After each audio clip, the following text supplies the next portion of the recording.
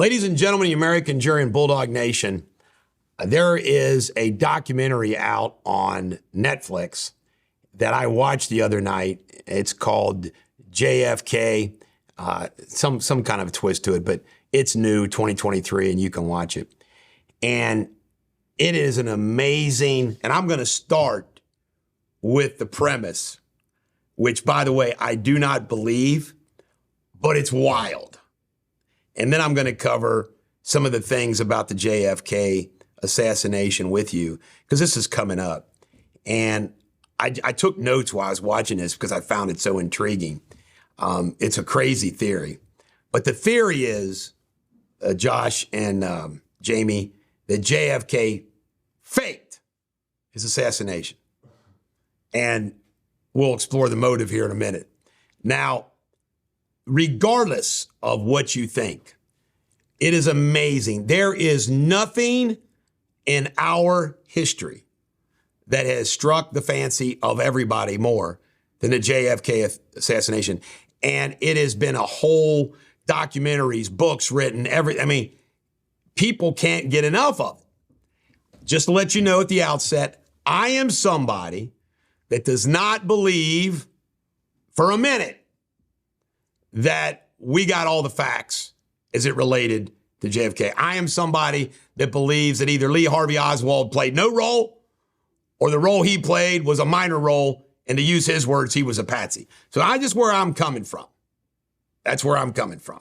All right. Now these are some of the points that he's made. Now some of these points relate not to his theory, but just how some weird things happen. Number one, and Josh and Winston and I were just talking about that. We were both down at the Dealey Plaza. I've been there.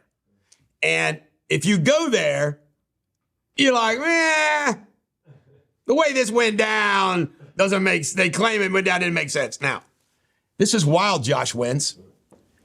How come, despite there being ABC, NBC, CBS affiliates, no television reporters were lined up at Dealey Plaza area?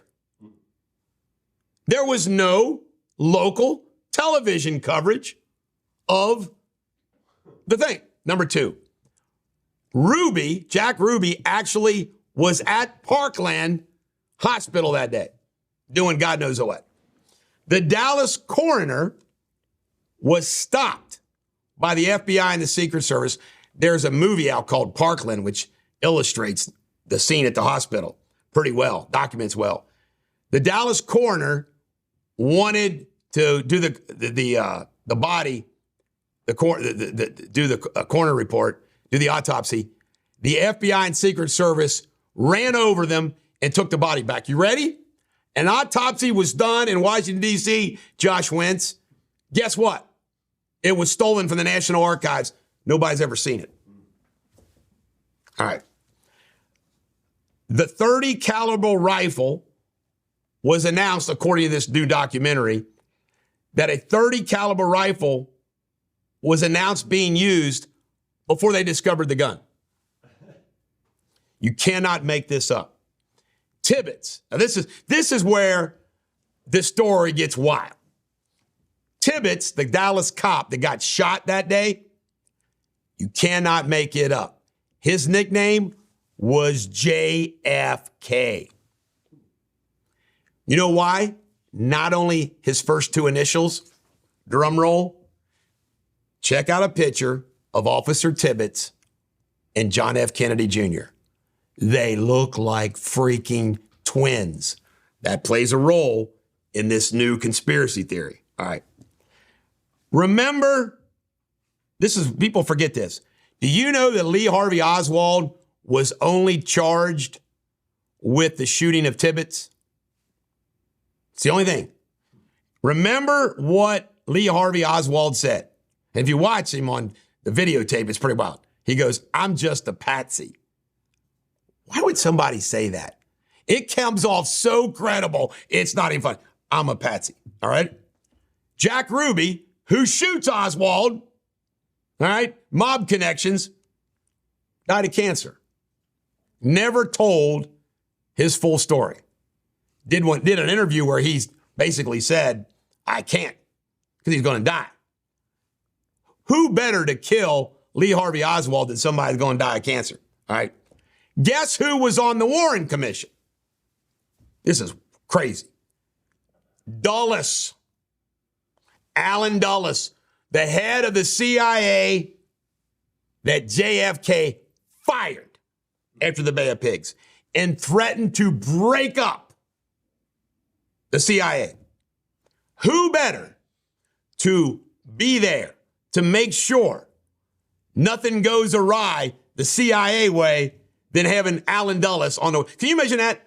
A guy on the Warren Commission report is somebody that Kennedy loathed, hated, didn't trust, and fired. All right. They do all these new tests now. See, they didn't have the same ability to test like they do now. And there's now some tests coming up. This is wild. They did, by the way, this is all according to the documentary. The documentary says they did a paraffin check on Lee Harvey Oswald, Josh Winston, Jamie, a paraffin check to see if he fired the rifle. Drum roll. The documentary says, based upon the paraffin check, no evidence he fired a rifle. All right. The Zapruder film clearly shows 3 shots. We know all about that. And by the way, that magic bullet, and his head going back, and how they try to explain that. Here's something. Lack of Dealey Plaza security. And you can see it on the Zapruder film for the first time ever. And the documentary talks about how Clint Eastwood did a movie where he plays a Secret Service person and they run along the side of the car. You see them being called off of going alongside the car. It's wild. They're going alongside the car, then all of a sudden somebody tells them not to and they stop. All right.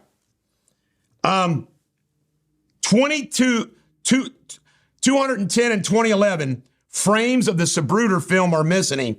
There's 2 splices at 212, the color balance change. Now, that's something that's kind of new. So they say that they doctored it. All right. Thousands were at the Love Airport field. Only 100 at Dealey Plaza? It's weird. The neck missed his head. And he says, what a lot of conspiracy theorists says, there's no way in 6 seconds you get off in a single bolt action rifle 3 shots. He says that it is louder than hell. That rifle makes a boom, reverberating boom. Guess what nobody heard? A rifle shot. Now, he slows the film down. He says, it really isn't his hands to the neck that Kennedy does. He goes hand to his cheek. Now, this is where the conspiracy gets wild. They claim that there was a fake squib. A squib is something that back in the day, they don't do this now. You pull it for the ketchup. You pull it for the fake blood in movies. And they say that JFK hung out in Hollywood, knew all these people. He knew all about the squibs, and that he didn't go to his neck. He went up to his cheek to pull a squib to let the blood out. And they claim in the documentary, now this is wild. His head just gets blown off. Guess what Jackie does? Jackie goes and picks something up off the back of the car, along with the officer, Secret Service guy. They zoom in on it. It's not brain matter. They say it's the squib that went awry, that she was picking up the squib. Okay, now this is crazy, all right? Then they claim if this all happens, Clint Hill, if this all happened, why isn't there blood everywhere? You get shot in the head 3 times, why isn't there blood everywhere? Now, this is what they claim. They claim that there is a floorboard in the car that on the way to Parkland Hospital, Kennedy goes down in the hidden place in the limousine, and then when they get to Parkland Hospital, they substitute in Tibbetts for Kennedy because he looks like him. And by the way, those of you that don't understand this, they say there was some funny business that the conspirators that do this actually are the ones that shot Tibbetts. I know this, by the way, I don't believe this. I'm just saying what this documentary says. It's wild. Black sweater was on, no blood, never seen again at the hospital. Or excuse me, not the hospital, on Lee Harvey Oswald. A black sweater, there was no blood. You ready for this? No photographs were taken of Oswald's autopsy. So they think there was apparently no fingerprints or dental checks done on JFK. The FBI, ready for this, doesn't follow up on any leads. Why? Because they knew what happened. By the way, they claim everybody was in on it. Now, that's another problem that I have with this conspiracy. How does everybody keep their mouth shut all these years? But they're claiming FBI, Secret Service, everybody. And the reason why the FBI didn't follow up on all the leads is because they knew it was fake. Now, you have to ask yourself, what's the motive here? This is what the documentary says is the motive. He had a famous affair with Mary Pinchot Meyer. Her husband was Cord Meyer, who worked at the CIA. All right? He fell in love. He had Addison's disease. He knew he wasn't going to live long. Him and Jackie's marriage was on the rocks. He knew everybody was out to get him. He had enough. And he just wanted to skip out with Mary Pinchot Meyer. And so this was all orchestrated. Now, you ready for this? The alleged murder, by the way, you Google this, Mary Pinchot Meyer was murdered, I think it was like in Central Park or Washington, D.C. in a park, out in the open. It's really weird. No blood. Nobody knows who killed her. It's an unsolved murder. It's like, wow. So shortly after JFK assassinated, Mary Pinchot Meyer is murdered in a park. And what this documentary says is they went off on some island somewhere to be alone for the rest of their lives. All right. Now, she's been murdered 11 months later.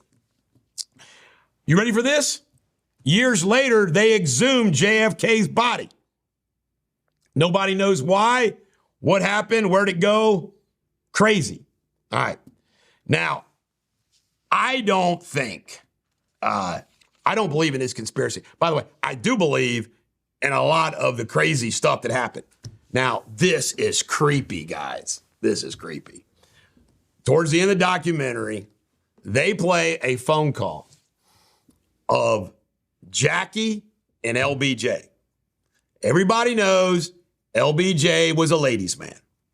And if you didn't know, Jackie Onassis was having flings. Her husband was having flings. She had flings too. Okay? There's this phone call shortly after the death. She's calling him to thank him for the letter that he wrote her, LBJ.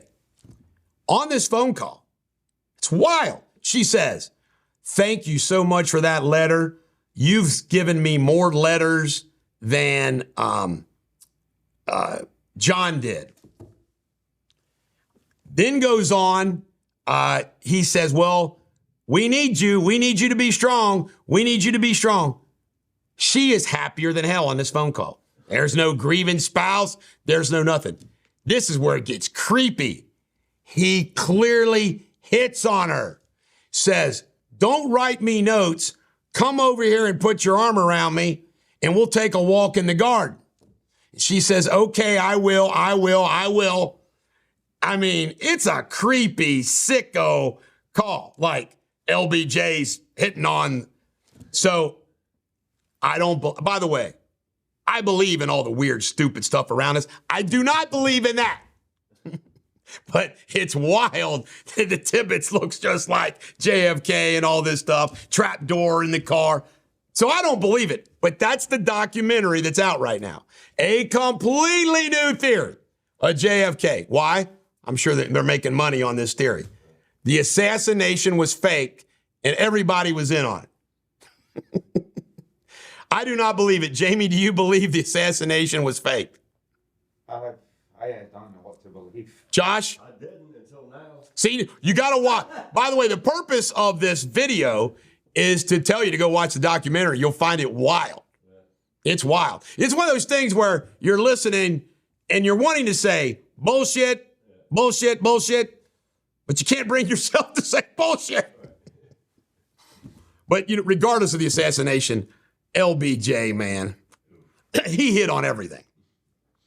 And who knows, maybe he boinked, it's known that she boinked Bobby Kennedy afterwards, and then she became Jackie Onassis and everything else. And by the way, the famous pictures of Jackie Onassis, which saved Hustler magazine, do you know how they got those pictures? This is wild. The kid, Aristotle Onassis' kid, was pissed off that Jackie was around, thought that it was going to cause lots of problems with the family, privacy, and everything else. He tipped off the press or the photographer on where Jackie would be that weekend and that she'd be sunbathing naked so they could get pictures. And then that photographer sells the pictures to Hustler. That son ended up being the one that died in a plane crash. So he was right. It was a curse. It was a curse. But anyway, watch the documentary, New Theory. This is Eric Deters, the Bulldog. Have a great day.